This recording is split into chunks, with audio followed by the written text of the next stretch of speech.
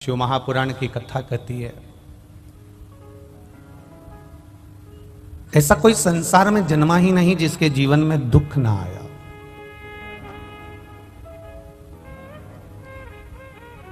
अगर आप मृत्युलोक में अगर जन्म लिया है, पृथ्वी पर यदि हम आए हैं तो हमारे को दुख का सामना करना ही पड़ेगा।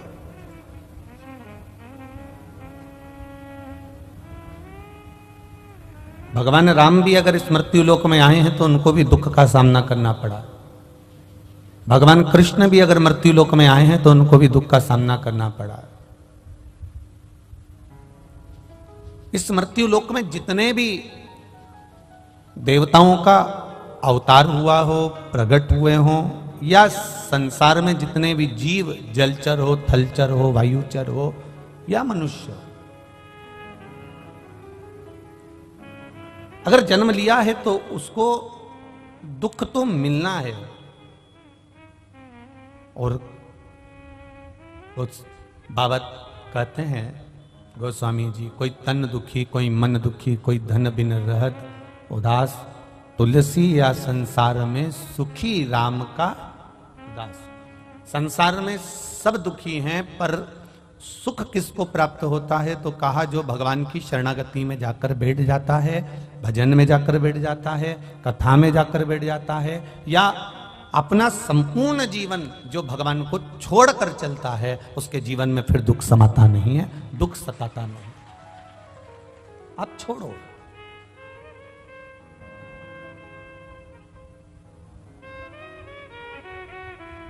हम दुख को अपना मान रहे हैं, इसलिए दुख हमें अपना लग रहा है। जिस समय हम दुख को भी परमात्मा का मान लेंगे कि ये भी प्रसाद है, ये उसने दिया है तो कुछ सोच कर दिया होगा, कुछ समझ कर दिया होगा, और हम ये मानकर जब अपने दुख को झेलना प्रारंभ कर देते हैं, कार्य करना प्रारंभ कर देते हैं, तो परमात्मा भी सोच लेता है कि आपको पहले कथा में कहा, एक आध बार आपने स्मरण किया होगा कि उसके मंदिर में जब जाओ, भोलेनाथ के चरणों में जब जाओ, मेरे त्रिकालदर्शी के पास जब जाओ, मेरे शंकर के मंदिर में, शिवालय में जब जाओ, आपसे पहले भी कहा, आज भी कह रहे हैं कि प्रसन्न होकर जाना, मुस्कुराकर।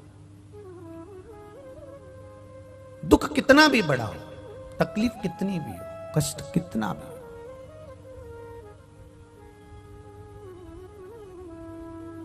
जब हम व्यक्ति अगर कर्जे में डूबा रहता है ना, बहुत कर्जे में डूबा हुआ है, बहुत कर्जे में डूबा हुआ है, और कर्जे में डूबा हुआ व्यक्ति जब बहुत किरीच वाले कपड़े पहनकर, बेहतरीन मुंह में पान मान खाकर, चाबी का छल्ला घुमाते हुए, खूब जोरदार ठाठ से घर से बाहर निकलता है, तो लोग कह देते, बताओ इतना कर्जे में डूबा हुआ है, इसके बाद भी इसके चेहरे पर रत्ती भर सल नहीं, इसके चेहरे पर रत्ती भर सल नहीं है। इतना कर्जे में डूबा है तो भी सल नहीं इसके चेहरे पर। दुख आए, और वो दुख आने पर भी अगर आप मंदिर में जाकर भगवान से दुख काटने को नहीं कह रहे हो, आप शिवालय में जाकर भगवान शंकर से ये नहीं कह रहे हो कि मेरा दुख काट देना, आप तो शिवालय में जाकर केवल एक लोटा जल देवादिदेव महादेव को समर्पित कर रहे हो, तो भगवान देवादिदेव महादेव से जगत जननी जगदम्बा खुद कह देती हैं, माता पार्वती, कि इसको इतना दुख है, इतना कष्ट है, इतनी तकलीफ है, इसके बाद भी इसके चेहरे पर मुस्कुराहट है। तो शंकर भगवान भी कह देते हैं, अगर ये मेरे मंदिर में मुस्कुराते हुए आया है तो अब इसका दुख मैं काटूंगा, ये मुस्कुराता ही रहे, ये मुस्कुराएगा।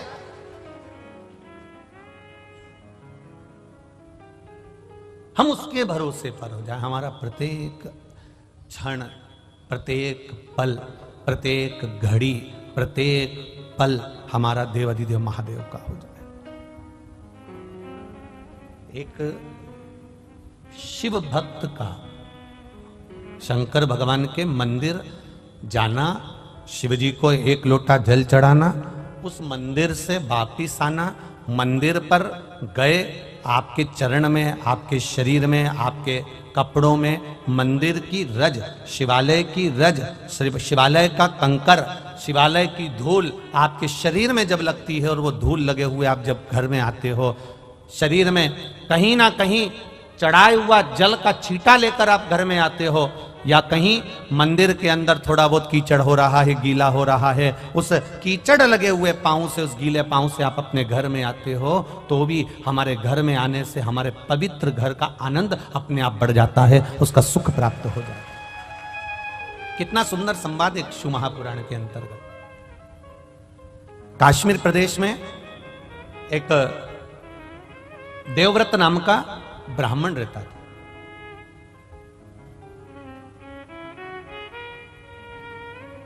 बड़ा धर्मात्मा था, पुण्यात्मा। भजन करना उसका एक आनंद था।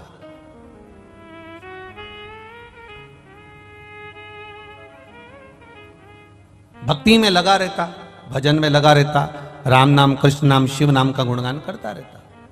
अब एक बात आप लोगों को पहले कही कि यह जरूरी नहीं है कि पिता धर्मात्मा है तो पुत्र भी धर्मात्मा होगा।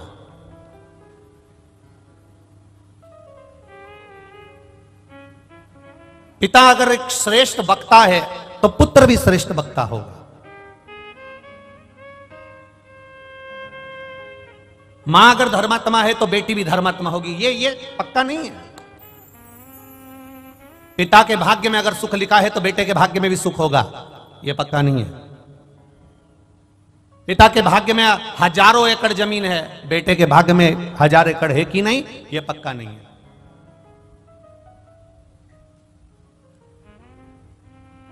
हां, यदि संस्कार अगर बच्चे को मिल रहे हैं, श्रेष्ठ संस्कारों से बच्चा अगर पोषित हो रहा है, श्रेष्ठ संस्कारों से बच्चा अगर बढ़ रहा है, बच्चा संस्कारित हो रहा है, तो यह निश्चित है कि फिर पलटकर देखने की जरूरत नहीं है। हम पहले कहे, आज फिर कहते हैं, 20 वर्ष तक माता पिता अपने बेटे को पढ़ाते हैं, लिखाते हैं, कॉलेज भेजते हैं, स्कूल भेजते हैं, कोचिंग भेजते हैं। 20 वर्ष तक माता पिता अपने बेटे को पढ़ा लिखाकर राम बनाने की चेष्टा करते हैं। 20 वर्ष तक माता पिता पढ़ाकर अपने बच्चे को राम बनाने का प्रयास करते हैं। और 20 दिन की, मात्र ओनली 20 दिवस, केवल 20 दिन, केवल 20 दिन की कुसंगति बेटे को रावण बना देती है। केवल 20 दिन की कुसंगति। 20 वर्ष तक माता पिता बेटे को राम बनाने का प्रयास कर रहे हैं। 20 वर्ष तक माता पिता बेटे को कोचिंग दे रहे हैं, ट्यूशन दे रहे हैं, अच्छी जगह पढ़ने भेज रहे हैं, ज्ञान की बातें कर रहे हैं, सब कुछ कर रहे हैं। 20 वर्ष तक माता पिता अपने बेटे को राम बनाने का प्रयास करते हैं, और 20 दिन की कुसंगति बेटे को रावण बना देती है। कोई ऐसी संगत में बेटा पड़ जाता है, ऐसे मित्रों की संगति पड़ जाती है, ऐसे साथियों की संगति पड़ जाती है, ऐसे व्यक्ति की संगति पड़ जाती है कि उसका जीवन 20 दिन के अंदर वो रावण बन जाता है। उसका मन, चित्त, वृत्ति, उसके विचार अलग हो जाते हैं, घर से अलग।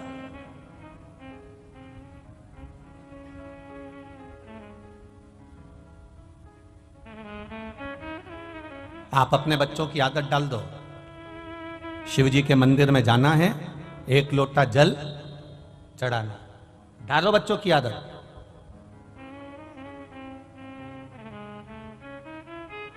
जिस घर के बच्चे शंकर भगवान के मंदिर की सीढ़ी चढ़ना सीख जाते हैं, जिस घर के बच्चे शंकर भगवान के मंदिर का द्वार जाना चालू कर देते हैं, उस घर के बुजुर्ग कभी वृद्धाश्रम के द्वार नहीं जाते हैं। आपके बच्चे अगर मंदिर जा रहे हैं, आपके बच्चे अगर शिवालय जा रहे हैं, आपके बच्चे भगवान के मंदिर में जाकर 1 लोटा जल चढ़ा रहे हैं, प्रयास करना।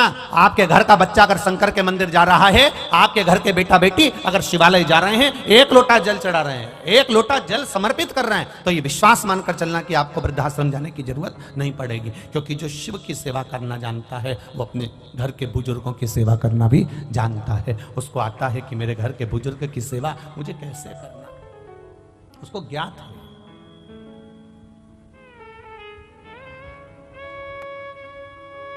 शंभु शरणे पड़ी, मांगू घड़ी घड़ी, दुख काटो, दया करी दर्शन आपो।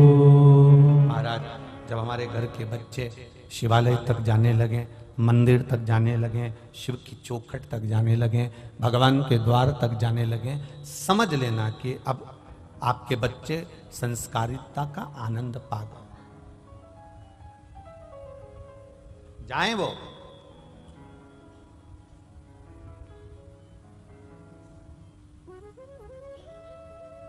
देवव्रत कश्मीर प्रदेश में रहने वाला एक ब्राह्मण है देवव्रत, जो भगवान का भजन करता है, स्मरण करता है, अपनी बेटी को रोज ज्ञान देता है, प्रतिदिन अपनी बेटी को समझाता है।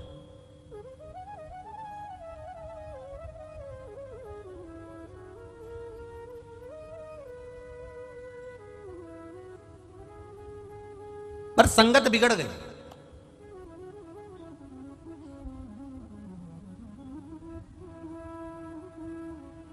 अपनी बेटी से रोज कहता है कि शिवालय जाकर एक लोटा जल चढ़ा दिया कर।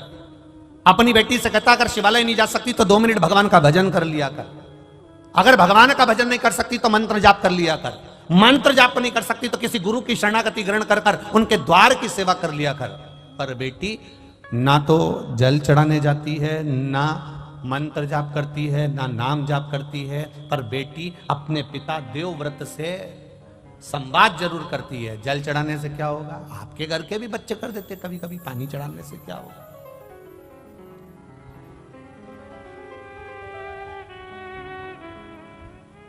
जल चढ़ाने से कौन सा फायदा है?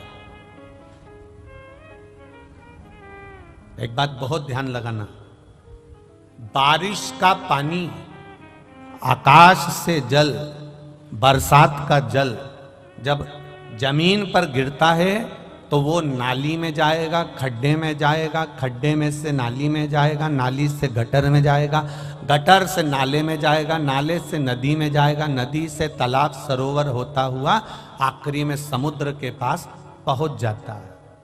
बारिश का जल गिरा तो वो समुद्र तक पहुंच जाता है। आपके नजदीक के मंदिर में जो शिवालय है, उस शिवालय पर अगर 1 लोटा जल गिरा तो वो महादेव तक पहुंच जाता है। वो महादेव तक पहुंच जाएगा। आपने जो जल समर्पित करा, आपने जो जल चढ़ाया। अगर डॉक्टर बोल भी देता है कि ऐसा लग रहा है कि कोई बड़ी बीमारी आने वाली है, शरीर में कोई ऐसा रोग आने वाला है कि ये बहुत बड़ा रहेगा, हम उनको हमेशा कहते आए हैं कि प्रयास करना कि बसंत पंचमी के दिन सरसों के फूल 108 शंकर भगवान को चढ़ जाएं, उसके बाद जांच करवाना प्रारंभ करो। बड़ी बीमारी नहीं आएगी, बाबा उसको टाल ही देगा। उसका नाम महामृत्युंजय है, उसका नाम ही महामृत्युंजय। और हमने पहले भी बैतुल की कथा में कहा था कि सरसों का जो पुष्प होता है, कोई आप कार्य करने के लिए जा रहे हो, कोई ठेकेदारी करने के लिए जा रहे हो, उसमें भी सरसों का पुष्प देवाधिदेव महादेव के लिए बहुत प्रबल होता है, बहुत।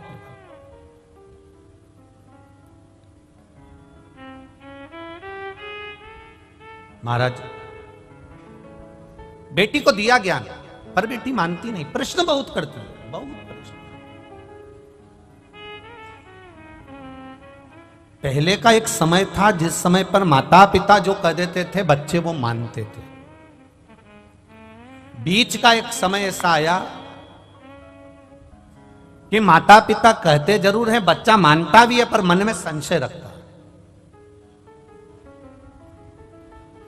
अभी का जो समय चल रहा है, जैसे टीवी पर वो क्या बोलते हैं उसको, डेविड, क्या बोलते हैं उसको, डेविड करना है सबको बिठा के टीवी पे, डिबेट है, ऐसे कुछ बोलते हैं ना। आज का समय केवल टीवी पर डिबेट करने का नहीं है, घर में भी रोज का डिबेट चल रहा है, प्रतिदिन का। पिताजी कहते हैं मंदिर जा, बेटा कहता है क्यों जाऊं, बस यही क्रम चालू हो जाता है। बहू कहती है सास को, सास कहती है बहू को, दोनों एक दूसरे की बात नहीं मान रहे, वो इधर पांव खींच रहा है, वो इधर पांव खींच रहा है, अंत उसका सार तत्व तक नहीं पहुंचा। मंजिल मिला क्या?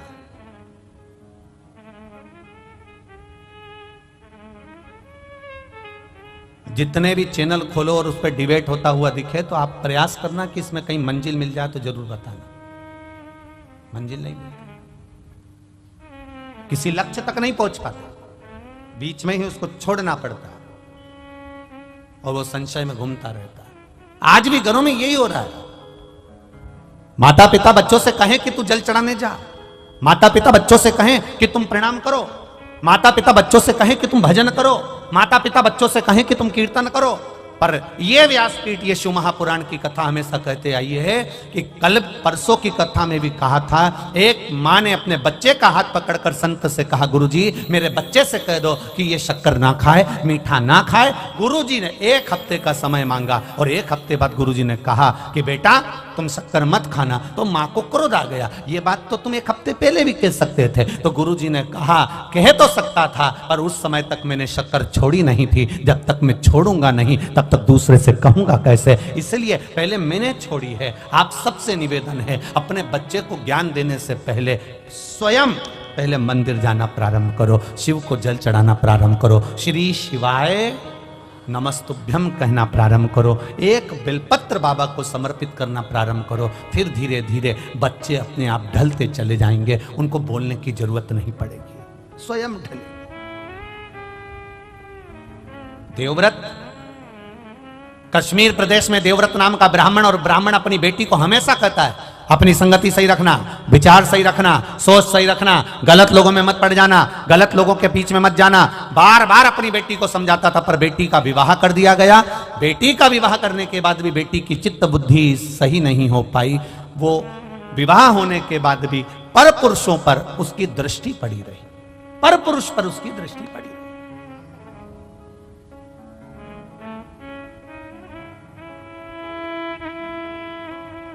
महाराज,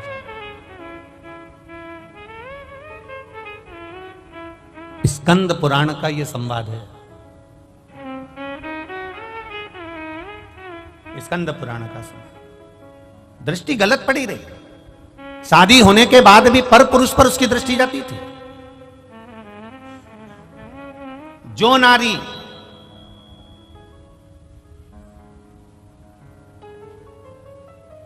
विवाह के पश्चात किसी दूसरे पुरुष के साथ में स्मरण करे या शादीशुदा किसी पुरुष का घर तोड़ दे, वो नारी की गति स्कंद पुराण कह रही है। ये स्त्री, ये नारी, ये कन्या जिसका विवाह कर दिया गया और सोच नहीं सुधर पाई, वो नारी प्राण त्यागने के बाद में एक कुतिया का जन्म पाई।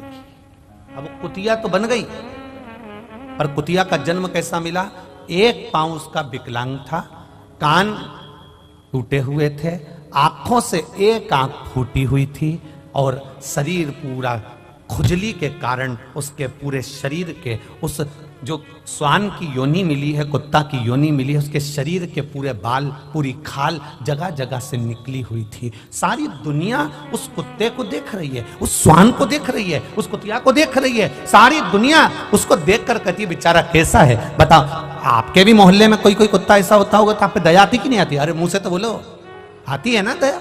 कैसा भयंकर है, बेचारे को कितना कष्ट है, बेचारे को कितना दुख है। बताओ, उसको ये रोग हो गया, उसका एक पांव टूट गया, उसके बताओ दिख भी नहीं रहा, उसको तो बेकार में पड़ा हुआ है बेचारा। अब वो कुतिया की योनि पा गई और कुतिया की योनि पाने के बाद शरीर में उसके रोग हो गया। एक दिन देवव्रत के मन में ये बात उत्पन्न हो गई कि मेरी बेटी का हुआ क्या, मेरी बेटी जो मर चुकी है वो गई कहां। एक दिन देवव्रत भगवान देवाधिदेव महादेव के मंदिर में बैठ गया, अखंड जाप करने के लिए बैठ गया, उठता ही नहीं है, उठता ही नहीं।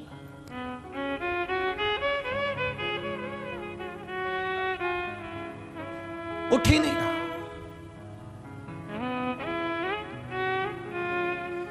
किसी किसी के पूर्व का पुण्य होता है तो मनुष्य के जन्म में भी उससे भजन होता है।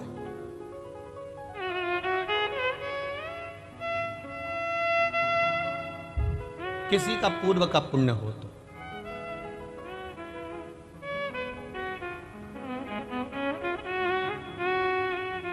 जिस समय पर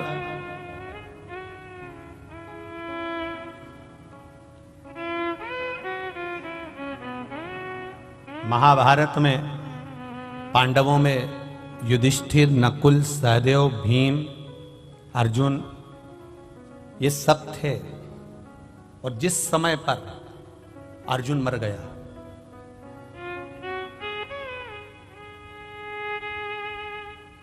अर्जुन मर गया, जिसने महाभारत सुनी होगी उसके स्मरण में होगा। अर्जुन मरा, अर्जुन के प्राण छूटे किस समय? जब युधिष्ठिर ने अश्वमेध यज्ञ करा और अश्वमेध यज्ञ करने के बाद में अश्व छोड़ा गया। अश्व छोड़ा गया, वो अश्व घूमते घूमते घूमते घूमते जा रहा था। अर्जुन उस अश्व के पीछे भेजे गए और अश्व के पीछे अर्जुन को भेजा गया कि ये अश्व जहां जा रहा है इस अश्व को तुम्हें देखना है, इस अश्व को छुड़ाना है। अर्जुन जहां जाते मां दिग्विजय कर कर आते, वहां से विजय प्राप्त कर कर आते। वो अश्व जाते जाते जाते जाते जाते जाते आगे एक नगर में प्रवेश कर गया और मणिपुर नगर में जब वो प्रवेश करा, अर्जुन को मालूम था ये वो नगर है जहां पर मेरी धर्म पत्नी। देखिए, अर्जुन की एक पत्नी है द्रौपदी, एक धर्म पत्नी है उनकी सुभद्रा, एक नागों की कन्या उलूपी और एक चित्रंगदा। अर्जुन को यह स्मरण में था कि यहां पर मेरा बेटा चित्रंगदा मेरी पत्नी रहती है और उसका बेटा भी यहीं रहता है बुर्बृभान। पर अर्जुन उस अश्व को लेकर अंदर प्रवेश कर गया और जब अर्जुन अंदर प्रवेश करा तो अर्जुन के बेटे को मालूम पड़ा कि मेरे पिताजी आए हैं और मेरे पिता आए हैं, तो सम्मान करने के लिए अर्जुन के पिता का सम्मान, अर्जुन का सम्मान करने के लिए बेटा उनके लिए सामान लेकर गया। तो अर्जुन को क्रोध आ गया। अर्जुन को क्रोध आया कि मैं अश्व लेकर आया हूं, एक वीर योद्धा बनकर आया हूं और तू मुझसे संबंध निभा रहा है।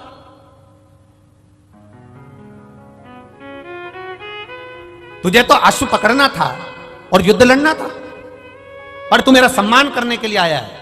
अर्जुन ने अपने बेटे बुब्रभान को अपशब्द कहना प्रारंभ करा। इसी समय पर नागों की कन्या उलूपी बैठी हुई थी और उलूपी ने देखा कि बुब्रभान को अर्जुन चिल्ला रहे हैं। तब उलूपी ने कहा, बुब्रभान मैं तुम्हारी मां हूं बड़ी, एक काम करो तुम अपने पिता से युद्ध लड़ो। बुब्रभान ने कहा, मां अगर मैं पिता से युद्ध लड़ा और मेरे पिता को कोई घात हो गई तो?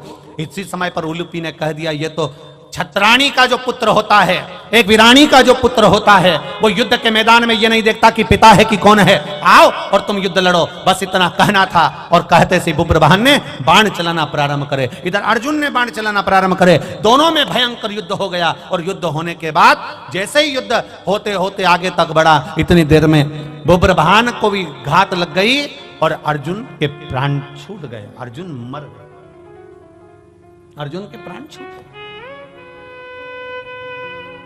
आई चित्रंगदा रोती रोती आई, मेरा पति चले गया। बेटे तुमने क्या कर दिया? अपने पिता को मार दिया, अपने पिता को समाप्त कर दिया। मां मैं पिताजी के साथ युद्ध नहीं लड़ना चाहता था, पर मां ने कहा है, उलूपी माता बोली है मुझसे युद्ध लड़ने के लिए।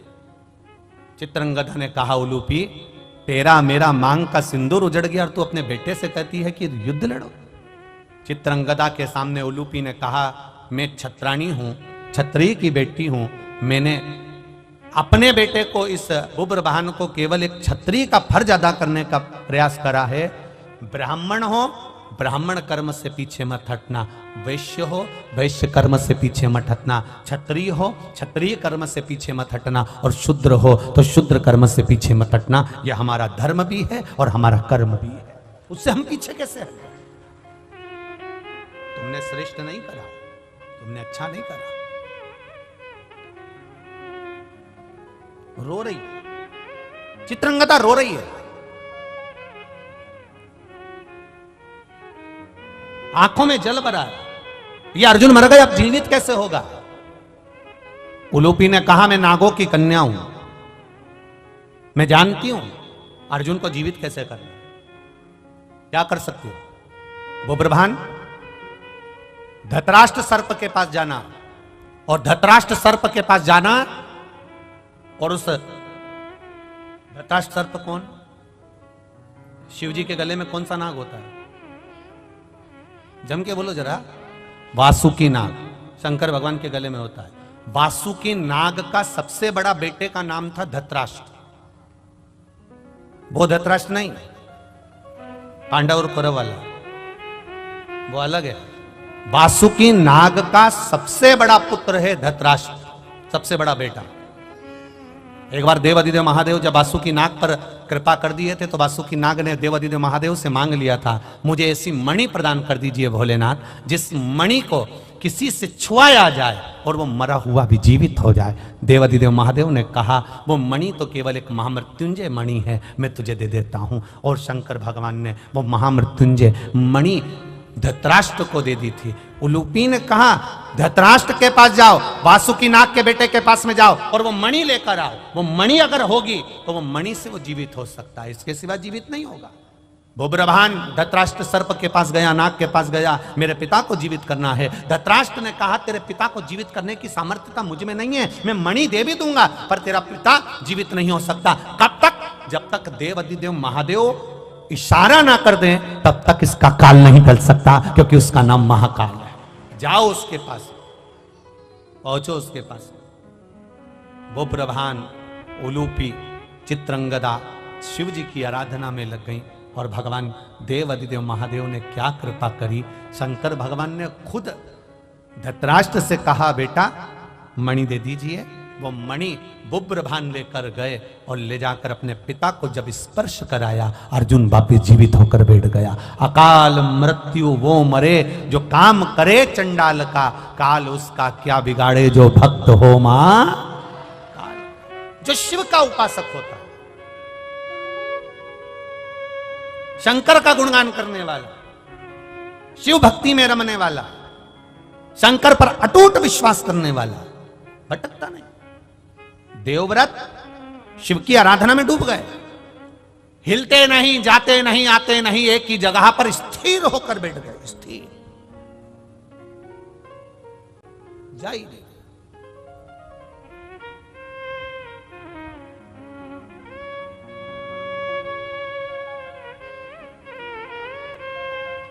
जब कोई नारी या कोई पुरुष व्रत करता है, उपास करता है, उपास करता है, वो किसी भी देवता का उपास करे, शनिवार का करे, मंगलवार का करे, बुधवार का करे, गुरुवार का करे, रविवार का करे, तीज का करे, चतुर्थी का करे, अष्टमी का करे, एकादशी का करे, प्रदोष करे, द्वादशी करे, पंचमी करे, तीज करे, छठ करे, नवरात्रे करे, चतुर्थी करे, कोई पुरुष या स्त्री या बच्चा कोई भी व्रत करता है, जिस दिन वो व्रत रखता है उस दिन उसके शरीर में कौन सी देवी का अंश आकर विराजमान हो जाता है जिससे वो व्रत सफल कर पाता। बोलो रे भाई, कौन सी देवी का अंश आ जाता है जिससे उसका व्रत, किसी भी व्रत को करे, वो एकादशी करे, द्वादशी करे, प्रदोष करे, सोमवार करे, मंगलवार करे, बुधवार करे, नवरात्रे करे, तीज करे, चतुर्थी करे, छठ करे, प्रदोष करे, दिवाली करे, दशहरा करे, जो व्रत उसको करना है करे, मंगलवार करे, वो कौन सी देवी एक ऐसी होती है, भगवान शंकर की वो कौन सी एक माता, एक देवी ऐसी है जो व्रत करने वाले की तप साधना में साथ देती है और उसकी तप साधना को बढ़ाने का काम करती है। वो केवल एक देवी है, शकंभरी माता। कौन सी माता है? माता शाकंभरी, केवल एक है जो व्रत साधना तप आराधना करने वाले के साथ हमेशा साथ देने के लिए उसके हृदय में विराजमान होती है, उसके चित्त वृत्ति में बैठी रहती है। भजन का बल, शकंभरी तप साधना। कितना सुंदर कहा है, जो व्रत करता है ना, हम तो यहां तक कहते हैं कि अगर कोई कथा सुनने बैठा हुआ है, कथा सुन रहा है, आपको जाना है, आपका शरीर का जरा सा अंश भी चलते समय दूसरे के शरीर को नहीं लगना चाहिए। शिव महापुराण में वर्णन आया है पितरों की 3 कन्याओं का, मेना, धन्या, कला। इन तीनों का वर्णन आया है। पितृलोक में ये तीनों आराम से रह रही थी और सनकादि ऋषि बैठकर तप कर रहे थे, कथा की चर्चा कर रहे थे, सत्संग कर रहे थे। पहले मैना निकल कर गई, फिर धन्या निकल कर गई, फिर कला निकल कर गई, एक के पीछे एक तीनों निकल कर गई। तीनों निकल कर गई, इनका शरीर का लहंगा संत सनकादि ऋषि के जंघा पर पड़ गया। क्रोध आ गया, ऐ मैना धन्या कला, मैं तुम्हें श्राप देता हूं कि तुम तीनों मृत्यु लोक में एक साधारण सी स्त्री बनोगी।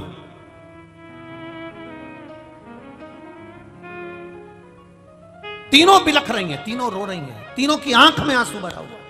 क्षमा कर दीजिए नाथ, क्षमा कर दीजिए। सनकादि ऋषियों ने कहा, जब कोई कथा सुनने के लिए बैठता है, सत्संग करने के लिए बैठता है, सदगुरु की शरणागति में बैठता है, मंदिर देवालय में बैठता है, भगवान के भजन में बैठता है, जितनी देर वो भगवान का गुणगान करने बैठता है, उतनी देर तक उसके हृदय में शकंभरी माता का निवास होता है। शकंभरी माता ऐसे अलग से नहीं रहती। जितनी देर वो तप साधना में, भजन में, संकीर्तन में, कीर्तन में, स्मरण में डूबा रहता है, उतनी देर तक शकंभरी उसके अंदर रहती है। जब आपका शरीर जाते जाते उसको लात लगती है, शरीर का अंग लगता है, कोई सामान लगता है, शकंभरी को क्रोध आता है और वो क्रोध उसके मुख से निकलकर तुम्हें श्रापित कर देता है। इसके फल अनुसार तुम्हें तीनों को मृत्यु लोक में जाना पड़ेगा। चरणों में पड़ गई, हमारा उद्धार कैसे होगा? तब सनकादि ऋषियों ने कहा, तुम्हारा उद्धार, मैना तुम्हारे घर में पार्वती का जन्म होगा, धन्या तुम सुनैना बनोगी, तुम्हारी गोद में माता सीता खेलेगी, कला तुम कीर्ति बनोगी, तुम्हारी गोद में राधा खेलेगी। ये तीन देवियां जब तुम्हारी गोद में खेलेगी, जगत का कल्याण कर देगी।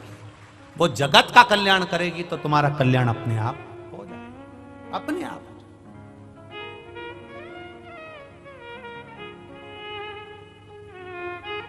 हम यहां तक कहेंगे, उसका भी स्मरण रहे।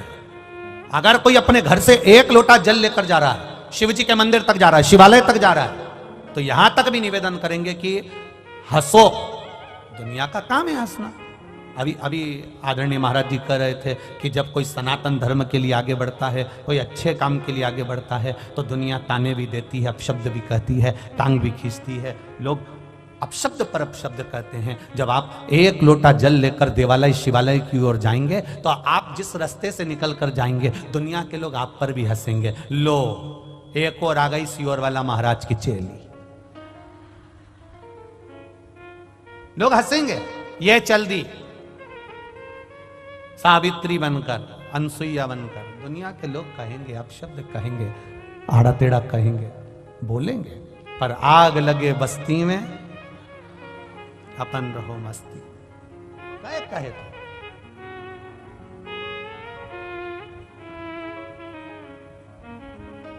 कहे, कहने वाला कहता रहेगा। जिस समय पूजन का कोई साहित्य, पूजन का कोई सामान, पूजन की कोई सामग्री हमारे हाथ में रहती है और हम पूजन करने जाते हैं और पूजन कर कर वापस आते हैं, उस व्यक्ति को देखकर अगर कोई दूसरा हंसता भी है तो समझ लो वो अपनी जिंदगी को बर्बाद करने की सीढ़ी पर पांव रख दिया।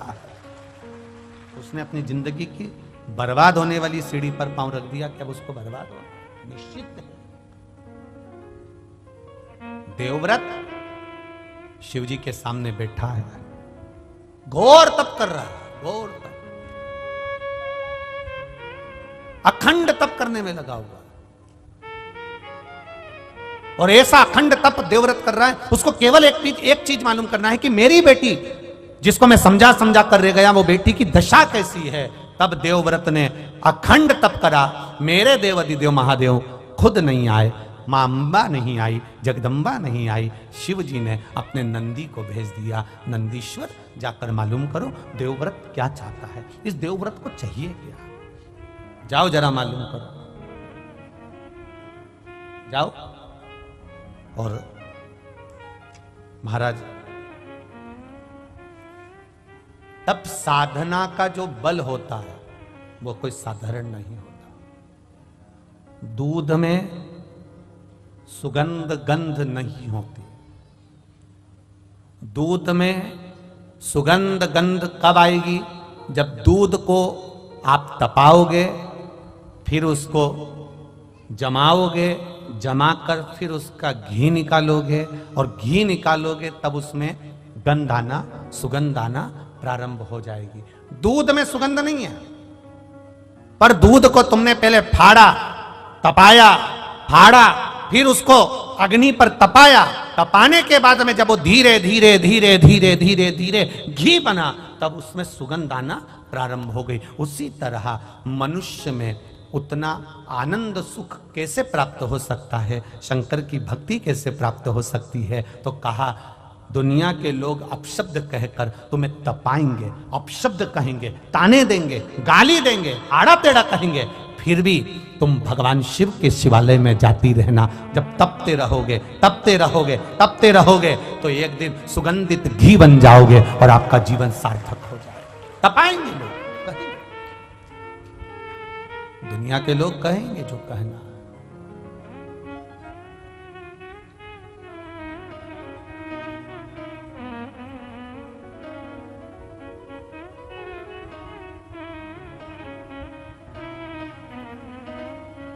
और महाराज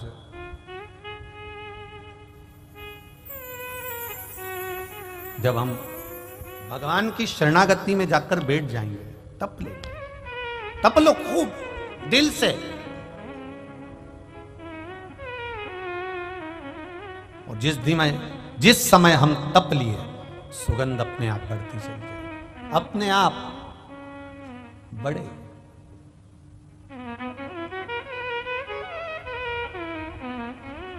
शिव कथा कह रहे, देवव्रत ने जैसे ही तप साधना करी, नंदी आए, सुंदर एक बालक का रूप रखकर आए, और बालक का रूप रखकर आकर नंदी ने देवव्रत को जगाया। स्कंद पुराण का ये संवाद प्रत्येक शिव भक्त के लिए बहुत मायने रखता है। ये संवाद पहले की कथाओं में नहीं निकल पाया, पर कंजरी गांव में संतों के सानिध्य में सीताराम महाराज और ये पावन गुप्त नवरात्रि के अवसर पर यह संवाद निकला है, जो संपूर्ण विश्व के कल्याण के संवाद। बड़ा ध्यान रखना, नंदी 5 वर्ष के बालक का रूप रखकर आए और नंदी देख रहे हैं कि देवव्रत समाधि में लीन है, तप में लीन है, भगवान की भक्ति में लीन है।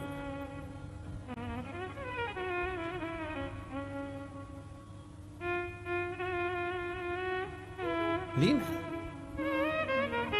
नंदी ने जगाया, देवव्रत नहीं जगा। नंदी ने फिर जगाया, देवव्रत नहीं जगा, जगता ही नहीं। बहुत प्रयास करा नंदी ने, उठता ही नहीं। लगा श्री शिवाय नमस्तुभ्यं, श्री शिवाय नमस्तुभ्यं, श्री शिवाय नमस्तुभ्यं। लगा ओम नमः शिवाय, ओम नमः शिवाय, ओम नमः शिवाय। तप में लीन। नंदी ने देखा कि यह जगता नहीं है। मंदिर में जो घड़ियाल था उस घंटाल को नंदी ने बजाना प्रारंभ करा। देवव्रत नहीं उठता, उठा ही नहीं।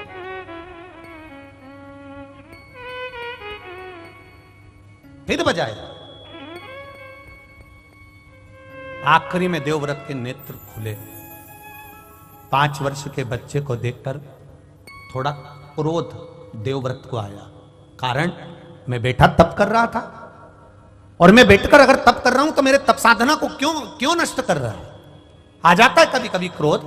घर में बूढ़ी बूढ़ी माताएं, जब दादी माएं, जब बुजुर्ग माताएं सेवा करती है और घर का छोटा छोटा बच्चा उनका सामान लेकर भग जाए, दिया ले गया, दीपक ले गया, अगरबत्ती उठा के ले गया, ठाकुर जी को जो भोग धरा रही थी भोगी उठा के ले गया,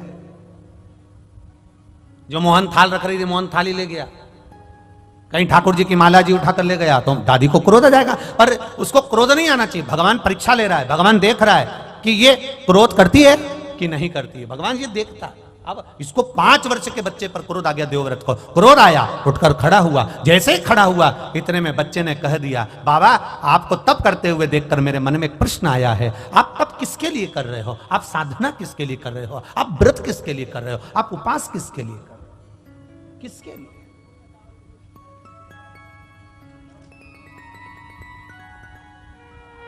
देवव्रत ने कहा, बस मेरी एक इच्छा है। क्या इच्छा है आपकी? बस एक इच्छा, मेरी बेटी जो प्राण छोड़कर चली गई है उसको मुझे देखना है। वो है कहां, उसकी दशा क्या है? नंदी को हंसी आ गई। 5 वर्ष का नंदी ठहाका लगाकर हंस दिया, हंसा तो देवव्रत को और क्रोध आ गया। ए बालक, मेरे शब्द को सुनकर तू हंस रहा है? नंदी ने हंसते हुए कहा, बाबा जो कर्म कर कर मरा है उसको अगर देखोगे तो आप भी रो पड़ोगे, इसलिए जो हो गया उसको आप मत देखिए, मत देखो। जो पूर्व में कर कर आए हो उसे अब देख कर करोगे क्या? कई लोग कहते हैं हमने किसी का बुरा नहीं करा गुरुजी, हमने कभी किसी का बुरा नहीं करा गुरुजी, फिर भी लोग हमारा बुरा क्यों करते हैं? हम कहते हैं जी जी, इस जन्म में तुमने किसी का बुरा नहीं करा, पर अगला जन्म किसने देखा कि तुमने किसका बुरा करा होगा? जिसका करा होगा वो आज तुमको त्राड़ दे रहा है, आज तुमको कष्ट दे रहा है। जिसने पूर्व समय में गौ माता को एक रोटी दी, प्रेम से उसको सहलाया, वो गौ माता तुम्हारे घर में गौ माता बनकर आ गई, वो तुम्हारे यहां सेवा कर रही। और जिसने गौ माता को देखकर एक रोटी देने के बाद में हट हट, अरे शास्त्र तो उठाओ, कितने वीरों में वीर थे राजा जनक, राम जी महाराज के ससुर, दानवीर, भजनावली, कीर्तनी, दुनिया के लोग उनका नाम उच्चारण करते हैं। राजा जनक जैसा कोई नहीं, राजा जनक जैसा कोई नहीं, राजा जनक जैसा कोई नहीं, राजा जनक जैसा कोई नहीं। जनक जितने बड़े दानी थे, पुण्यवात्मा थे, स्मरणी थे, भजनावली थे, कीर्तनी थे, उसके बाद भी राजा जनक को नरक का द्वार जाना पड़ा। कारण क्या था? उसके बाद भी राजा जनक नरक के द्वार पर, केवल एक कारण से। राजा जनक भी नहीं समझ पाए कि मुझे और नरक, इतना मैंने पाप कुछ नहीं करा, मैं तो राम जी का ससुर हूं, मैंने जानकी को पाला है, जानकी मेरे पास में रही है, मैंने सब यज्ञ करा है। और शास्त्र कहता है, श्रीमद् भागवत कहती है, देवी भागवत कहती है कि वेद व्यास जी महाराज के यहाँ सुखदेव जी महाराज का प्रागट्य हुआ। सुखदेव जी महाराज शादी करने को तैयार नहीं हुए, तब वेद व्यास जी ने कहा किसी गुरु की शरणागति जाओ, तो वो राजा जनक की शरणागति में गए थे। और राजा जनक जी के दरवाजे पर जाकर सुखदेव जी महाराज खड़े रहे थे। और सुखदेव जी महाराज के कोई गुरु हैं तो वो जनक जी महाराज हैं। जब सुखदेव जी के गुरु जनक जी हैं, राम जी के ससुर जनक जी हैं, माता जानकी के पिता जनक जी हैं, तो फिर इनको नरक क्यों जाना पड़ा? केवल एक जरा सा काम था, एक छोटा सा काम, छोटा सा। जनक जी का रथ जा रहा था। अब समझना जरा, लोग कहते ना हमने किसी का बुरा नहीं करा, तो हम कौन? ऐसा क्यों हो रहा है? हमें तकलीफ क्यों आ रही है? हमें दुख क्यों आ रहा है? हमें कष्ट क्यों आ रहा है? हमें बीमारी क्यों आ रही है? ना तो मैं सुपारी खाऊं, ना मैं कभी गलत चीज खाऊं, उसके बाद में मुझे रोग क्यों आ रहा है? तकलीफ क्यों आ रही है? पूर्व का राजा जनक जी महाराज का रथ जा रहा था। जाते जाते रथ बीच में जब पहुंचा, सामने गाय खड़ी थी। गाय खड़ी और इतने में जनक जी ने कहा, एक काम करो कि गाय को थोड़ा सा हटाने का प्रयास करो। रथ के बीच में गाय खड़ी है, गाय हट नहीं रही, हट नहीं रही। जनक जी नीचे उतरे और गौ माता के आगे हाथ जोड़े, आप हट जाओ। नहीं हटी। इसके बाद राजा जनक ने गाय को धक्का देकर बस थोड़ा सा साइड में करा था, बस एक अंश की गलती कर दी थी कि गाय को एक हाथ से धकेल कर पीछे की ओर हटाया था और गाय के पीछे से जनक जी महाराज निकल कर चले गए थे। तो चित्रगुप्त महाराज और धर्मराज ने कह दिया, कौन आया है? राजा जनक बड़े पुण्यात्मा हैं, बड़े धर्मात्मा हैं, पर इन्होंने गाय को जाना था उधर, रास्ता चेंज कर दिया था इधर का, इसलिए इनका भी स्वर्ग का रास्ता चेंज कर दिया। जाना था स्वर्ग, घूमते हुए लेकर जाए, ले जाओ, रास्ता चेंज करो, बदलो रास्ता। जनक जी महाराज जब रास्ता बदला गया स्वर्ग जाने का, नरक से होते हुए जा रहे थे। नरक में पड़े हुए जीव सब चिल्ला रहे थे। जनक जी महाराज थोड़ी देर वहां खड़े हो गए। सारे जीवों ने चिल्लाना चालू कर दिया, महाराज रुक जाओ, महाराज रुक जाओ, महाराज रुक जाओ। आवाज लगा रहे जनक जी महाराज रुक जाओ। जनक जी महाराज ने पूछा, ये कौन चिल्ला रहा है? ये आवाज किसकी आ रही है? ये कौन चिल्ला रहा है? ये किसकी आवाज है?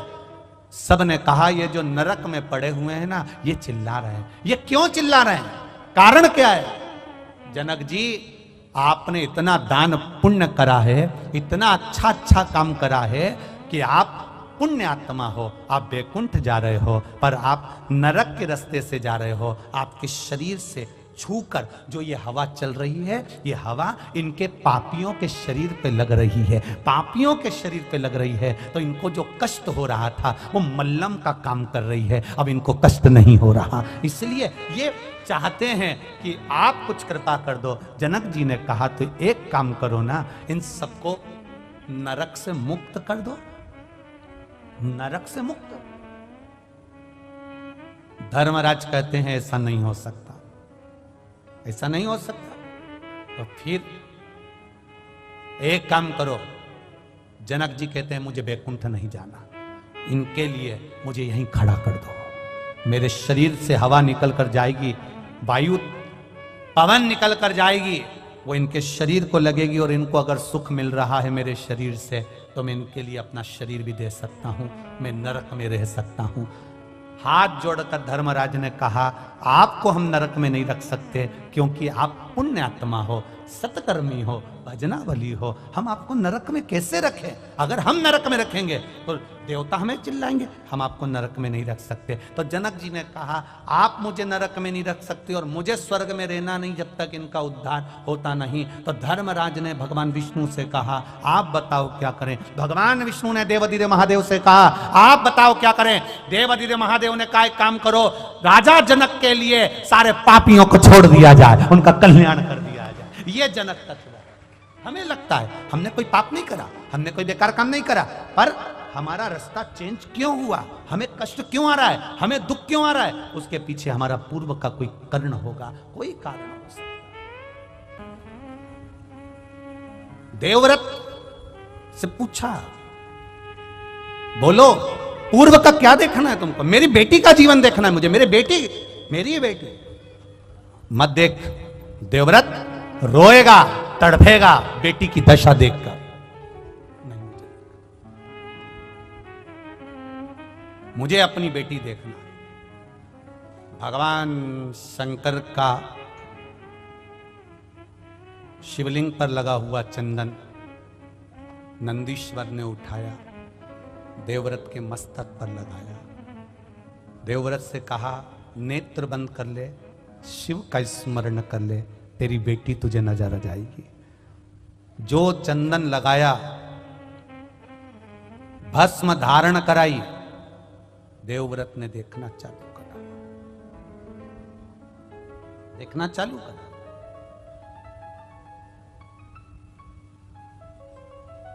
भस्म, चंदन, बेलपत्र, शिवजी पर चढ़ी हुई कोई भी सामग्री व्यक्ति के जीवन का ना जाने कितने जन्म के पापों को काट देता है, ना जाने कितने जन्म के पाप। काशी में एक व्यक्ति टेबल लगाया हुआ था, वो टेबल लगाकर उस पर भस्म बेच रहा था, भस्म का पैकेट।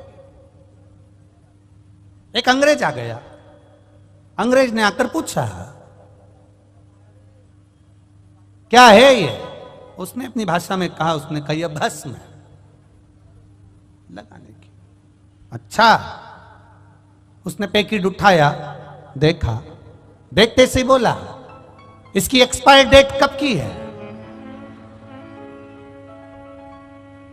अब वो टेबल पर जो बैठा था भस्म बेच रहा था, वो अंग्रेज को ऊपर से नीचे तक देख रहा कि भस्म की एक्सपायर डेट पूछ रहा।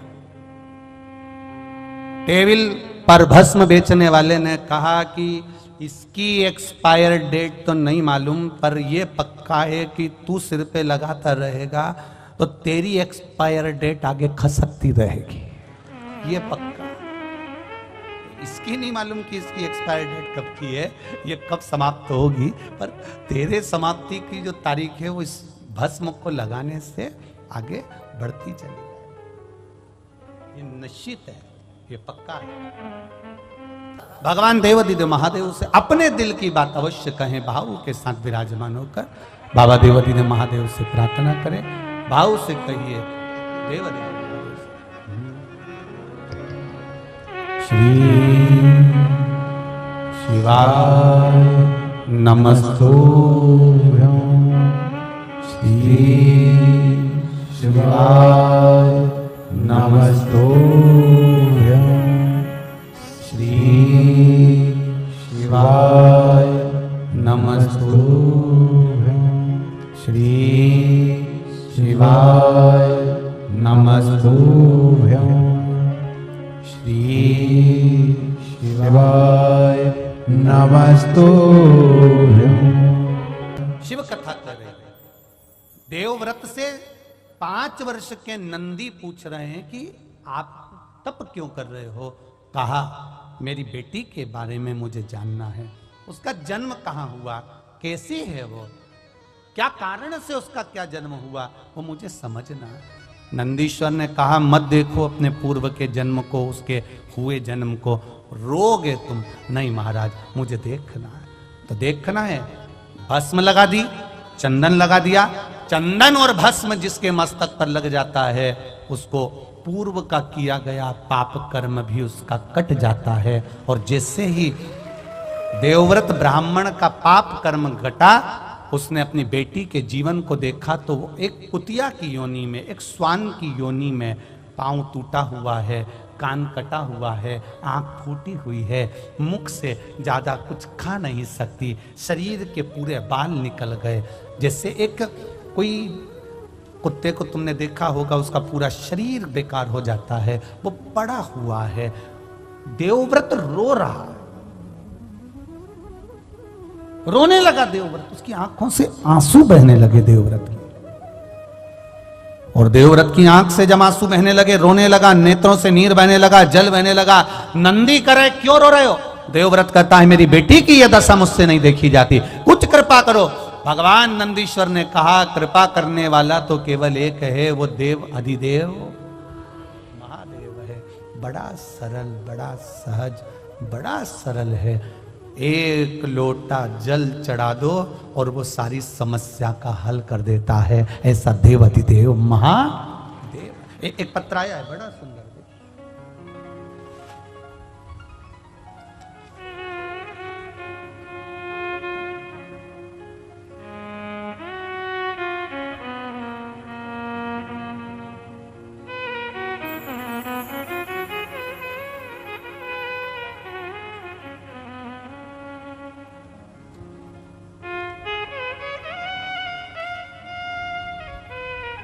मैं मोहित चतुर्वेदी अहमदाबाद से आया हूं। कहीं बैठे हो? मोहित चतुर्वेदी अहमदाबाद से। आप ही हैं? दोनों हाथ हिला दो एक बार ऐसा। श्री शिवाय नमस्तुभ्यं। एक बार वापिस हिला दीजिए। श्री शिवाय नमस्तुभ्यं। मैं मोहित चतुर्वेदी अहमदाबाद से आया हूं। मैं बाबा की कृपा का क्या बखान करूं गुरुदेव। मैं बहुत अधिक कर्जे में दब गया था। मैं एक प्राइवेट कंपनी में जॉब करता हूं। मुझ पे इतना कर्जा हो गया था कि मेरी पूरी सैलरी सिर्फ EMI में चली जाती थी। इतना ही नहीं, मेरी नौकरी में भी दिक्कत होने लगी। अगस्त 2022 में मुझे नोटिस भी दिया गया कि मेरी कंपनी की ओर से। उसी समय मेरी सास मेरे घर पे आई हुई थी। वो उनकी शिव महापुराण की कथा रोज सुनती थी। आपकी कथा जब वो रोज सुनती, उन्हीं के साथ मुझे और मेरे पत्नी को भी शिव महापुराण की कथा के बारे में पता चला। और हम दोनों ने शिव मंदिर में जाकर भोले बाबा को 1 लोटा जल चढ़ाना प्रारंभ करा। कंपनी ने कह दिया था कि आप इस कंपनी को छोड़ दीजिए। और मेरी कर्जा भी बहुत था गुरुदेव। मेरी पत्नी पशुपतिनाथ का व्रत करना शुरू कर दी। बड़ोदरा की कथा में अपने पूरे परिवार के साथ आया और 3 और 4 दिसंबर की कथा बड़ोदरा में सुनी। 5 दिसंबर को आखिरी पशुपतिनाथ का व्रत पूरा हुआ। उसके अगले ही सोमवार यानी 12 दिसंबर को मुझे 12 दिसंबर को गुरुजी भोले बाबा की ऐसी कृपा हुई कि एक और लेटर मुझे प्राप्त हो गया। इस बार जो लेटर था बाबा की कृपा से मेरा प्रमोशन का लेटर था। मुझे शिव की ऐसी कृपा हुई। गुरुदेव, हम जब पढ़ाई करते हैं ना गुरुदेव, तो हम इन चीजों पर विश्वास नहीं करते कि शिव जी को जल चढ़ाने से कुछ होता है, व्रत करने से कुछ होता है। पर बाबा का जो प्रताप देखा है ना गुरुदेव, वो 1 लोटे जल का देखा है। उस 1 लोटे जल ने आज हमारी तनख्वाह भी बढ़ गई, प्रमोशन भी हो गया और बाबा की कृपा से कर्जा भी चूक गया गुरुदेव। इसलिए हम आज कंजरी गांव में बाबा को अपना प्रमोशन लेटर जो कंपनी ने भेजा था वो बाबा को समर्पित करने आए हैं। बाबा की कृपा से मेरा प्रमोशन लेटर मुझे प्राप्त हुआ और बाबा की कृपा से मुझे प्रमोशन हुआ। ये मैं बाबा को नमन करने आया हूं। बैठिए बाबू। श्री शिवाय नमस्तुभ्यम। हर हर। ये शिव तत्व है। ओ घड़ी जो नहीं समझा उसको लगेगा केवल शिव महापुराण की कथा। बहुत सारे आते हैं, कहते हैं, बोलो बोलो जम के चले जाए। जो नहीं समझा उसके लिए यही रहा। पर जो समझ गया, अपना दरवाजा छोड़कर, अपना घर छोड़कर जो कथा के पंडाल तक पहुंच गया, मेरा महादेव उसके दुख काटने उसके घर तक पहुंच गया। पहुंचा। एक हॉस्पिटल होता है, एक एम्बुलेंस होती है। हॉस्पिटल और एम्बुलेंस दोनों में अंतर है। हॉस्पिटल चलकर तुम्हारे पास तक नहीं पहुंचेगा, चलकर कौन पहुंचेगी? एम्बुलेंस। प्राथमिक उपचार करती करती एम्बुलेंस तुम्हें हॉस्पिटल तक ले जाएगी और फिर तुम्हें ठीक कर देगी। ये शिव महापुराण की कथा नहीं है। ये 7 दिन की एम्बुलेंस है। जो आकर बैठ गया वो परमात्मा के चरणों तक पहुंच गया। ये दुख जीवन है, मनुष्य का शरीर है, मानव की देह। ये मानव का शरीर मिला है। ऐसा नहीं कोई संत, कोई साधु, कोई गुरु, कोई महात्मा, कोई जोगी, कोई सन्यासी, कोई तपस्वी, कोई साधक, कोई उपासक, कोई आपसे कह दे कि मैं आपको ऐसा कर देता हूं कि आपको दुख ही नहीं आएगा, तो फिर आप उसके हाथ जोड़ लेना और कह देना जब राम जी थे उन पर भी दुख था, उनके भी गुरु एक से बढ़कर एक थे, तो फिर वो दुख क्यों नहीं काट सके? दुख आया है तो झेलना तो पड़ेगा। बस भजन के बल पर वो दुख थोड़ा थोड़ा कटते चले जाता है और हम परमात्मा के होते चले जाते हैं। कोई कहे तुमसे कि दुख नहीं आएगा, कपट नहीं आएगा, तुम्हारे जीवन में तकलीफ नहीं आएगी, कष्ट नहीं आएगा, हो ही नहीं सकता।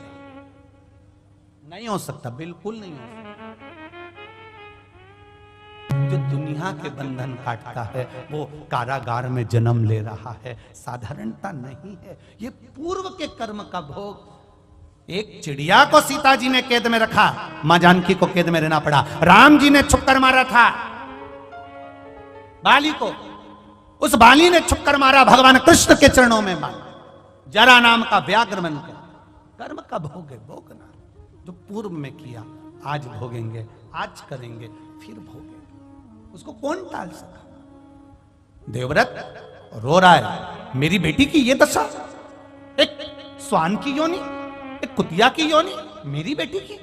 बिलक पड़ा, रोह पड़ा, कुछ नहीं कर रहा। शंकर भगवान के शिवालय को, शिवलिंग को पकड़ लिया और पकड़कर देवव्रत आंख से आंसू बहाने लगा। कुछ कृपा करो करुणा सागर, करुणा कर दीजिए दातार, कृपा कर दीजिए। मेरी बेटी ऐसी भयंकर योनि में पड़ी हुई है, शरीर पूरा खुजला हो गया है उसका, क्योंकि उसको अभिमान इतना था।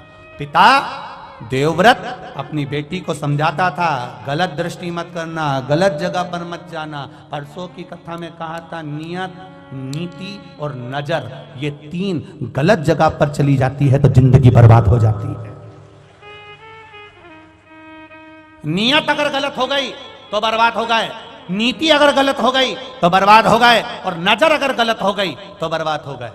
नारी पर पुरुष पर अगर अपनी दृष्टि देती है, किसी का शादीशुदा जीवन है, और उसके घर में आग लगाकर तू उसमें शामिल होना चाहती है तो तू अपने अगली जिंदगी का स्मरण कर लेना, ये देवव्रत की कन्या का स्मरण कर लेना कि तेरी जिंदगी क्या होगी, तेरा जीवन क्या होगा। ये देवव्रत की कथा कर रही है। एक इतना बड़ा ब्राह्मण, ऐसा साधु, ऐसा सन्यासी, ऐसा तपस्वी, ऐसा साधक, ऐसा उपासक जो भगवान शिव की भक्ति में लगा है, तो भी इस कन्या को भोगना पड़ रहा है। क्यों? कर्म का भोग है।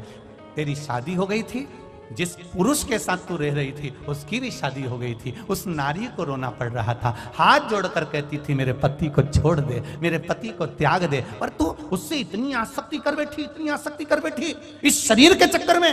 अब शरीर का सुख अब भोग ले। पांव टूट गया, आंख फूट गई, कान कट गया और पूरा शरीर खुजेला होकर और पड़ा है एक कोने में। देवव्रत रो रहा है, मेरी बेटी का उद्धार कैसे होगा, मेरी बेटी का उद्धार कैसे होगा। ये केवल स्त्री के लिए नहीं है कथा, पुरुषों के लिए भी है। तुम भी स्मरण करना, किसी के साथ अगर गलत कर्म किया है तो तैयारी रखना, ये अगर स्वान रूप में कुतिया बन सकती है तो तुम भी कुत्ता तो बन ही सकते हो। स्मरण रहे आपको, स्मरण रहे। नियत, फिर बोलो 3 चीजें, नियत, नीति, ये बहुत काम की है, ये नजर बहुत ध्यान रखिए।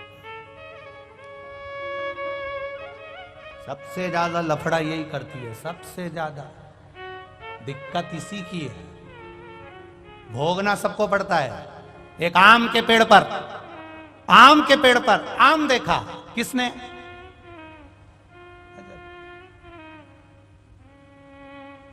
ललचाई कौन? आम तक कौन लेकर गया? चढ़ा कौन? तोड़ा किसने? हाथ। खाया किसने? स्वाद किसने लिया? गया कहां? और माली ने पकड़ लिया और जो दोचना चालू करा, पिटा कौन? रोया कौन? जैसा कर्म करोगे वैसा भोगोगे। देखा भी तू नहीं था, अब रोए भी तू। कर्म तेरा है, भोगो। बस तुम भी देख लो, किसी भी नारी को, स्त्री को, पुरुष को गलत दृष्टि से देख लो, फिर याद रखना, दरवाजे पे लिख लेना तेरा क्या होगा रे कालिया। तैयारी कर लेना, होगा।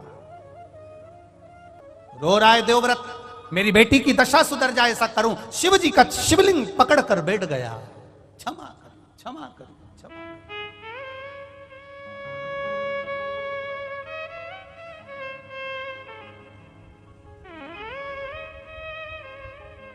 कहा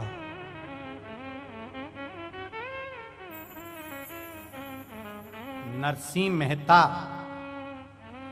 यही गुजरात के जूनागढ़ के, शिव मंदिर में रात भर शंकर भगवान के शिवलिंग को पकड़कर रोए थे, तो उनको सांवरिया का दर्शन हो गया था।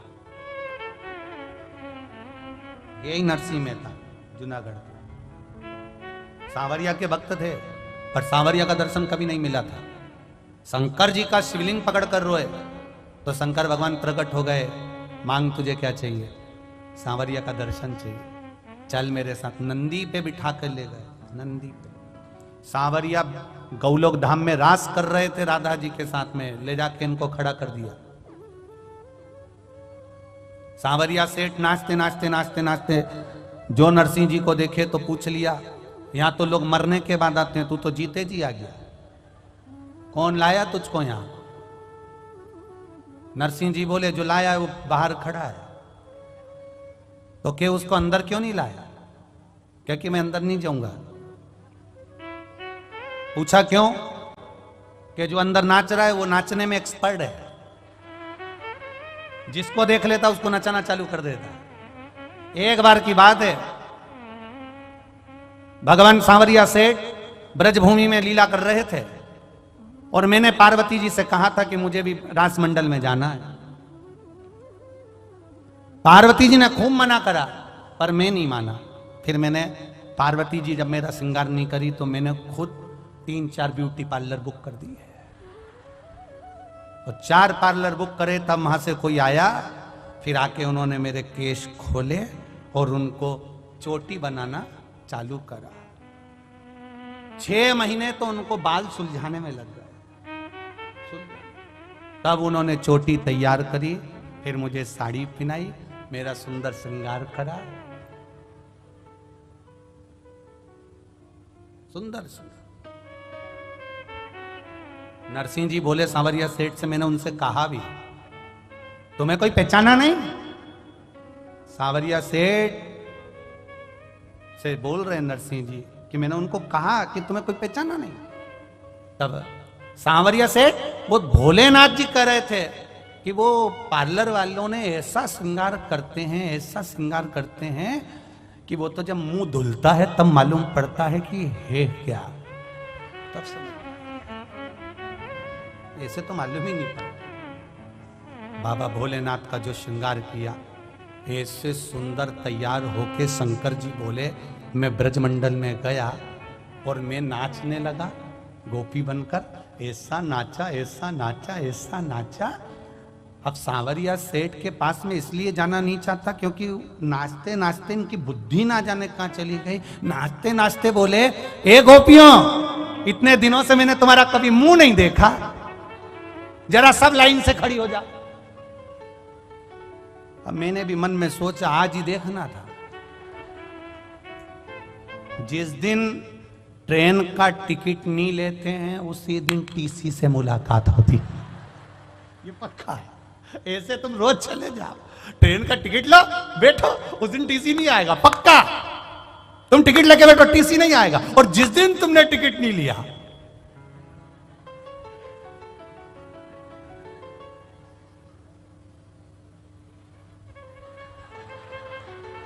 आ रहा, भय लगा हुआ है, आ रहा। इतने में कहीं का मूंगफली बेचने आ गया। सर क्या हुआ? कुछ नहीं, 10 रुपए की दे दो। इनको लगा टीसी है, इनको टीसी लग रहा, भय लगा। लाइन से खड़े हो गए। शंकर भगवान बोले नरसिंह मेहता से, हम भी लाइन से खड़े हो गए। इतना इतना घूंघट डला था। पार्वती ने कहा था मुंह मत दिखाना किसी को। हमने भी पल्लू पकड़ के रखा था। 3 जगह से पार्लर वाली ने पिन टच कर दी थी, जूड़ा से लेके पूरी की पूरी, और इतना पूरा घूंघट करके हम खड़े। अब इतने में हमने सोचा कि ये उधर से देखते देखते देखते देखते आएगा, हम इधर से खसक जाएंगे पीछे से। कई लोग पीछे इसलिए भी बैठते, कथा में अपना मन नहीं लगे तो अपन धीरे से खसक लो, आगे बैठ जाएंगे तो महाराज के चक्कर में देंगे। तो हम सबसे आखिरी में लगे। इतने में सांवरिया सेठ बोले, उधर से मुंह देखूंगा। हम भी बड़े फंसे। हमने सोचा तुम इधर आओ, हम उधर चले जाए। शंकर भगवान उधर चले गए। सांवरिया जी बोले अब मैं उधर से देखूंगा। इतने में हमने सोचा हमारे पीछे पड़ा नहा धो के, तो हम भी 6 गोपी इधर 6 गोपी इधर, बीच में हम खड़े हो गए। अब उधर से मुंह देखते देखते देखते देखते देखते इधर तक आया। सांवरिया जी पास वाली गोपी का मुंह देख रहा था और हमें चिढ़ा रहा था, और जो पास वाली का मुंह देखकर हमारे सामने आया, हमारा पल्लू उठाने लगा, हम नीचे खींचने लगे। वो उठा है, हम नीचे खींचे, वो उठा है, हम और नीचे खींचे। खींचते खींचते, अब साड़ी तो साड़ी है, सरकारी रोड थोड़ी ना कर सकते। अब खींचते गए खींचते गए खींचते गए। भोलेनाथ जी बोले हमने सोचा था कि सांवरिया द्रौपदी का चीर बढ़ाया था, हमारा भी बढ़ा रहा हो। खींचते खींचते जो पिन टच थी वो निकल गई और खसक गई है सर से साड़ी, और मुस्काए में आ गए, साड़ी नीचे हो गई। और इतने में सांवरिया सेठ बोले प्रभु अकेले आए हो, माता को कहां छोड़िया है? तो हमने भी वापिस पल्लू लेके बोला हम ही तो माता है, हम ही माता है। अब जैसे ही बोले इतने में भगवान सांवरिया सेठ ने कहा गोपियों तुम सब अपने घर जाओ। आज शरद पूर्णिमा का दिन है, मैंने पहली बार ऐसी सुंदर गोपी देखी है, इसी के साथ नाचूंगा, तुम जाओ। दादा इतना नचाया, इतना नचाया, तांडव कर लूंगा पर कभी गोलोक धाम नहीं जाऊंगा। इतना नचाया, नाच नाच के थक गए। आखिरी में हमने सांवरिया जी से कहा हमारे घर कैसे जाएंगे। सांवरिया सेठ ने मनसुखा, सिरदामा, मधुसूदन, दाऊ सबको बुला लिया और उनके पिताजी की खटिया बुलवा ली, पलंग निवाड़ की, और उस पे हमको सुला दिया और 4 लोग लेके हमको पापी छोड़ दिया है। फिर हमने पार्वती से कहा पार्वती बड़े दुख में हैं हम। पार्वती जी बोली मैंने पहले ही मना करता, मेरे से तो बोलना ही मत कि पांव दबा। जब मैं मना करी थी तुम गए काय। इसलिए मेरा निवेदन है पतियों से थोड़ा कभी कभी पत्नी का केना मान लिया करो, कभी कभी। भगवान देवाधिदेव महादेव की पावन कथा का रस तत्व अपन सब बस आरती के लिए 5 मिनट में नाम आ रहा है, आप लोग खड़े रहेंगे तो वापिस जाके आएंगे। भगवान शिव की सुंदर देवव्रत की कथा चल रही है, उसमें स्वान की योनि से मुक्ति का जो क्रम है वो कल की कथा में अपन श्रवण करेंगे कि देवव्रत किस तरह से, किस भाव से भगवान शंकर की अर्चना करते हैं, भगवान शंकर से विनती करते हैं, भगवान शंकर से प्रार्थना करते हैं और भगवान शिव से निवेदन करते हैं। भगवान शंकर से प्रार्थना कर कर, अर्चना कर कर, निवेदन कर कर भगवान शिव से प्रार्थना करते हैं कि बाबा मेरी बेटी गलत कारणों से ऐसी योनि में पड़ गई है, उस योनि से मुक्ति का कोई उपाय बता, कोई उपाय मुक्ति का। महाराज शिव पुराण कहती है, भगवान शंकर का संवाद कहता है, शिव कथा वर्णन करती है। भगवान देवाधिदेव महादेव नित्य प्रति करुणा करने वाले, वो तो स्वयं महामृत्युंजय हैं। अकाल मृत्यु वो मरे जो काम करे चंडाल का, काल उसका क्या बिगाड़े जो भक्त हो महाकाल का। जो शिव का उपासक हो, शंकर का उपासक हो, उसका काल भी कुछ नहीं बिगाड़ पाता। ऐसे देवाधिदेव महादेव। शिवलिंग पकड़ कर प्रार्थना करना, दर्शन देना, ये सब कल की कथा में स्मरण करेंगे। शंकर पार्वती जी गणेश जी को लेकर पधार रहे हैं, जोरदार ताली बजाकर स्वागत करें। भगवान देवाधिदेव महादेव गणेश जी को लेकर पधारे हैं। कुछ सूचनाएं आशीष जी देंगे, उसके बाद में आरती का क्रम होगा, नामों का जो स्मरण किया जाएगा वह लोग मंच पर आएंगे। और बरहानपुर नवीन कृषि मंडी में शिव महापुराण की कथा 2 बजे से 5 बजे तक, अश्वत्थामा शिव महापुराण की कथा रहेगी।